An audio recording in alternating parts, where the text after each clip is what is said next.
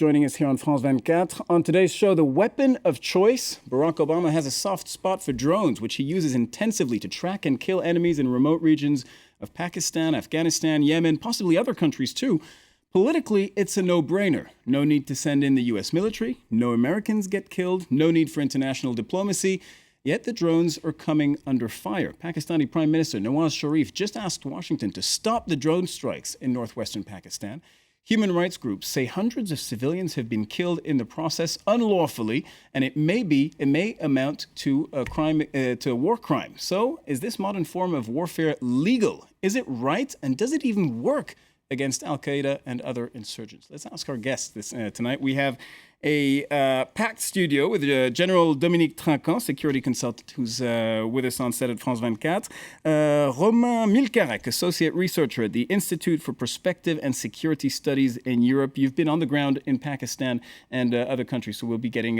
Nope, that's one of my colleagues. Excuse me, I'm mistaken. All right. But if I'm not mistaken, you have studied the security situation specifically in Pakistan. I'm especially working on influence questions, and I am trying to understand how the army is influencing what the medias, the newspapers are telling us about the conflict.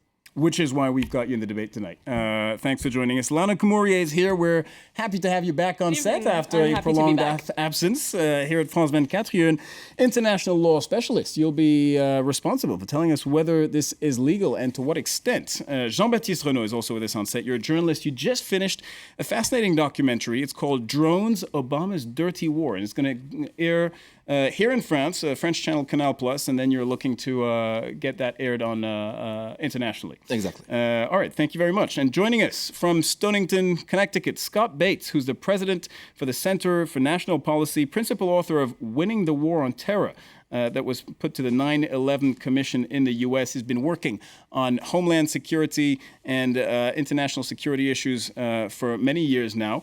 And I'd like to first go to Oiwas Khan, a France 24 observer in Islamabad, who marched against drones last year. You're on the ground in Pakistan, Mr. Khan. I'd like to find out why you're against drones. First of all, there are more than one reasons. As a Pakistani, I believe that these drone attacks are against my country's sovereignty. There is no way a Pakistani or any patriot would like to have another country bomb its own my jurisdiction. So as a Pakistani, I think yes, it is against my country's sovereignty. As and as a human rights, someone who is working for human rights in Pakistan, I would say that we are living in a civilized world, and yet again, the right to we are seeing that there is one guy who is monitoring on the screen and looking at people, and he is the one who decides who gets to live and who gets to die. And the most important thing is that these drones have been counterproductive all the way. There have been no productivity yielded. Plus, we have seen that there are a lot of innocent casualties over the years because of these drone attacks. And it has not only incited much hatred against America, but it has also given rise to Talibanization in the region. Because what happens is that because of these drones, people actually have sympathy for Taliban, because obviously because America actually uses them unlawfully, because most of the times the drone young innocent children, wedding processions, family gatherings. So definitely it actually gives rise to terrorism. And it gives rise to anti-American sentiments in the region. All right, Mr. Khan, you've developed a number of very interesting arguments, and I think we'll be taking a closer look at those throughout the show. You're saying it's not a civilized weapon. You're saying it's also not effective against insurgent groups. I think, first of all, let's try and get our viewers a visual sense of what these drone strikes are like. 3 years ago, our very own Mathieu Mabin was one of the rare journalists who managed to make his way up to the tribal regions of Pakistan and Waziristan, where the Taliban have a stronghold there. And he arrived on the scene of a drone strike shortly after it happened. This is an excerpt from the report he filed at the time. It's a new kind of warfare. No ground troops and no pilots in the air. This is the drone war. Zero risk of American deaths, but devastating to its enemies. A group of men came to ask us for shelter for the night. I greeted them. It was about 4 o'clock in the morning, and there were about 30 of them in the courtyard. Then all of a sudden, from the sky, a missile fell on us. Many men were killed. Some had limbs torn to shreds. Families were destroyed because of this. Why do they do this? A fragment of US Hellfire missile. This is the weapon that destroyed the house of Muhammad Halim, fired into the night by a US drone. For America, there's no question of putting troops on Pakistani soil. It's diplomatically impossible and militarily too dangerous. So Washington is leading the fight against the Pakistani Taliban through unmanned aircrafts.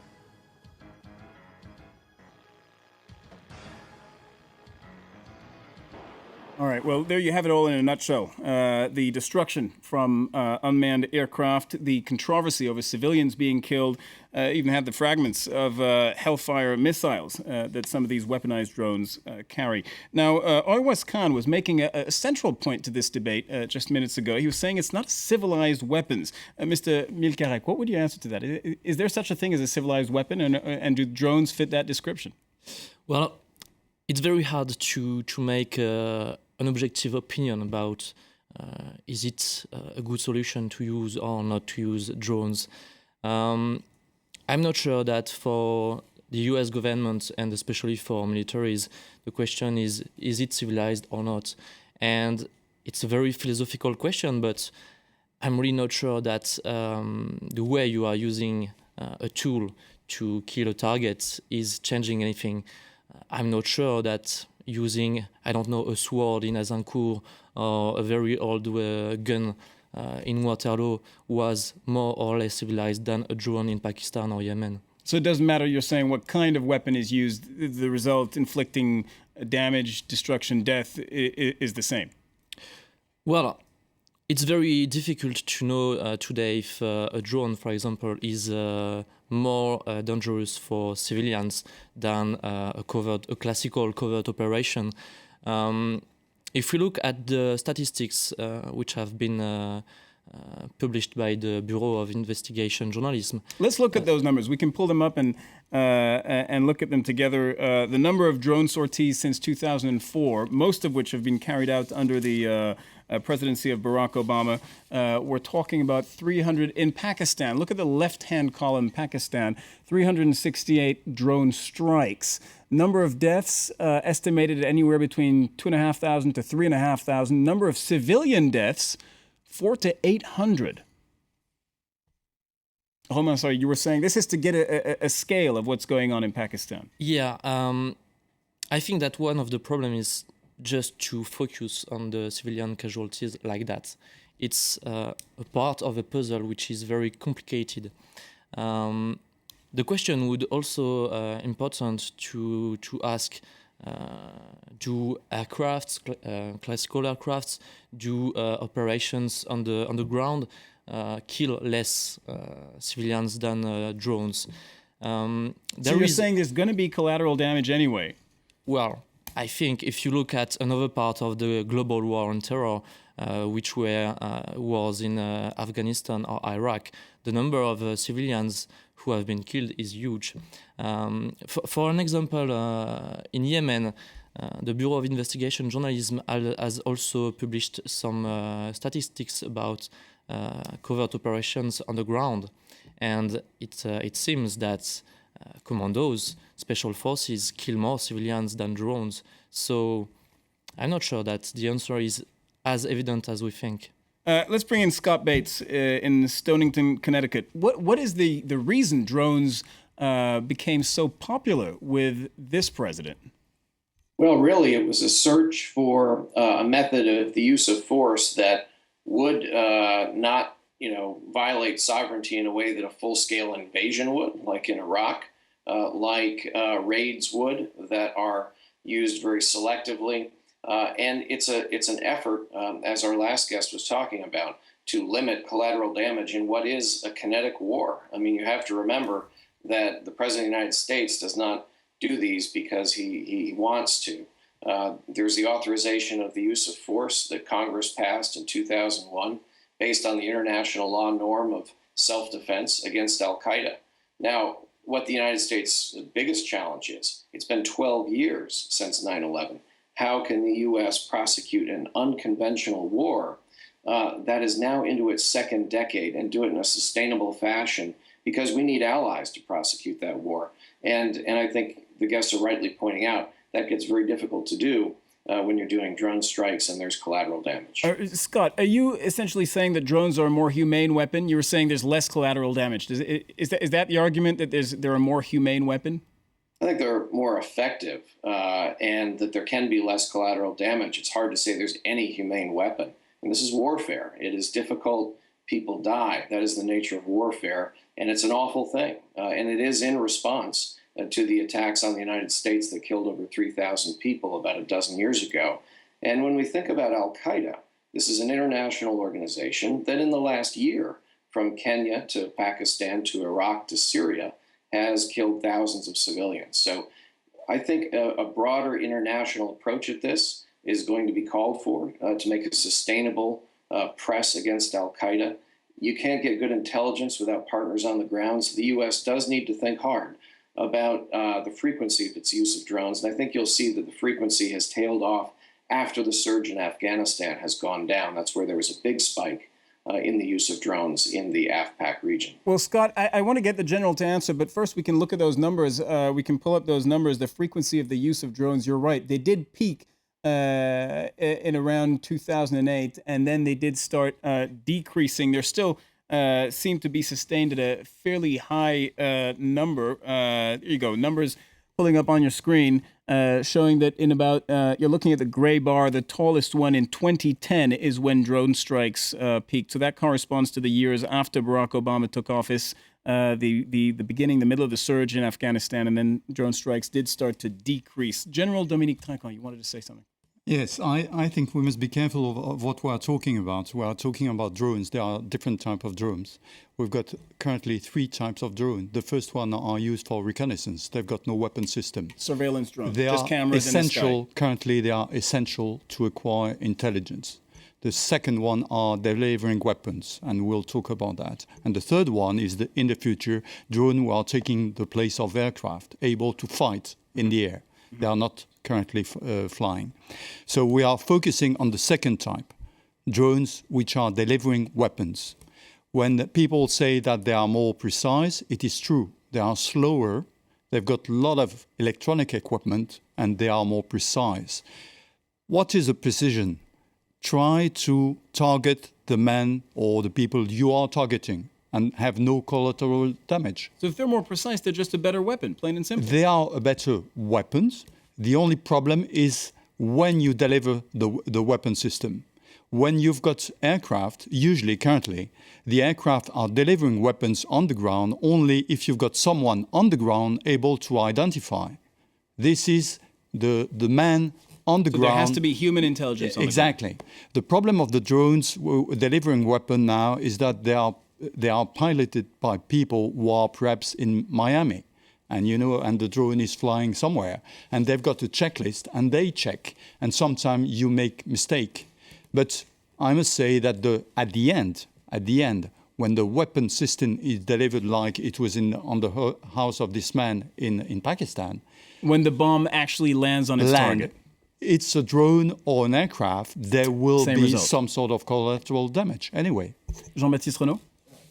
Interesting to understand how we came to those figures you were showing previously, because these are estimates. It's very difficult to get estimates good numbers because there are no communication from the U.S. government.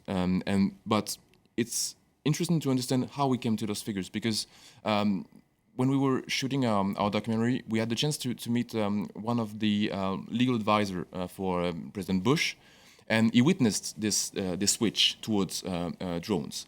And what it's saying, it's basically that after experiencing the Guantanamo controversy and those hundreds of prisoners held in the U.S. with no trials and all the controversy around it, the government, the Obama administration, decided to switch and to not to detain anymore, but to go and kill. So take no prisoners. No, that was according to him, and it's a very senior figure.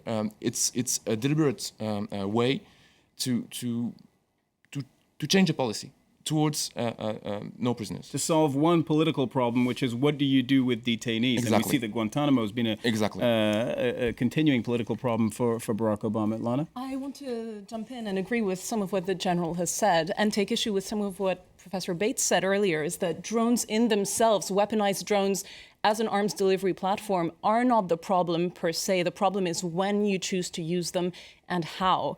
And the United States policy is posing some deep problems because, first of all, drones don't impinge less on state sovereignty necessarily than an on-the-ground conventional invasion would. They still have to go through a sovereign country's airspace, and that's one issue.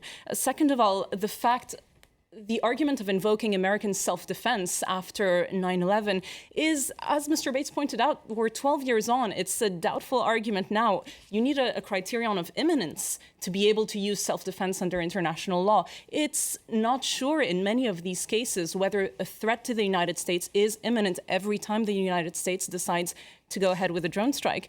And lastly, Professor Bates was talking about something called sustainable war. We're moving away from these big conventional wars in Afghanistan and Iraq. What does sustainable war mean? Does it mean permanent war? That can't be the permanent state of affairs. The normal state of affairs is supposed to be peacetime. And if I'm not mistaken, in May of this year, Barack Obama's major speech on American policy vis-a-vis the war on terror is let's move away from the permanent war. Absolutely. That's one sense I got from the speech in May. And it's one interesting thing that these two new reports from Amnesty International and Human Rights Watch are pointing out is that Barack Obama in May 2013 seemed to announce a slight change in policy from the United States. We're moving back towards a law enforcement paradigm. We're moving away from this permanent war thing. It's not going to last forever. We haven't seen any of this so far. Scott Bates, just before we go to the break, we've got less than a minute left, but I'd like to hear from you on this, what Lanah is saying, that the legal case for these drone strikes is shaky. Well, I haven't gotten the news report that al-Qaeda has called off its self-declared war on the United States. It is carrying out operations in countries on 2 to 3 continents. We have to assume that they're still targeting the United States. Some intelligence suggests that. And in lieu of a white flag from al-Qaeda, the United States still needs to retain capabilities beyond watch. We can call it what we want. I would say unconventional war. That's effectively what you're doing when use of force is applied internationally. It would be great not to have to be engaged in these kind of operations, but you can't just walk away from it, because then that's when al-Qaeda has a chance to set up base, plot, and plan as they did pre-9/11. All right, Mr. Bates, thank you very much. Stay tuned. We'll continue this debate in just a few minutes after the break.